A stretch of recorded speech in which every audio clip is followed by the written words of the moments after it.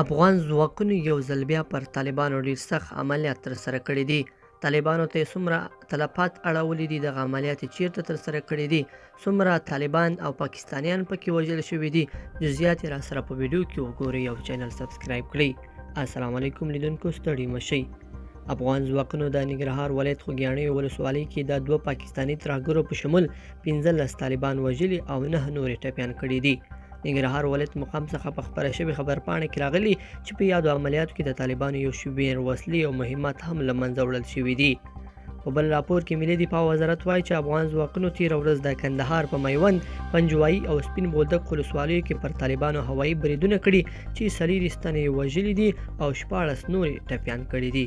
په بل راپور کې ملي دفاع وزارت وایي چې افغان ځواکونو تېره ورځ د وروزګان په ترینکوټ او چوري ولسوالۍ کې د یو لړچنیزو عملیاتو په ترڅ کې 33 طالبان وژلي او 20 نورې ټپیان کړي دي. دغه راز د افغان ځواکونو په یادو عملیاتو کې د دوی 2 پټنځایونه هم له منځه وړي دي.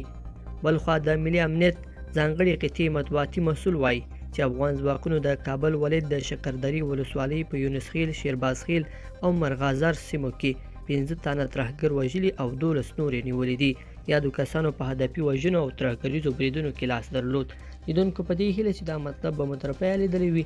که مو دغه ویډیو خوښه شوه، ویډیو لایک کړئ او چینل سبسکرایب کړئ.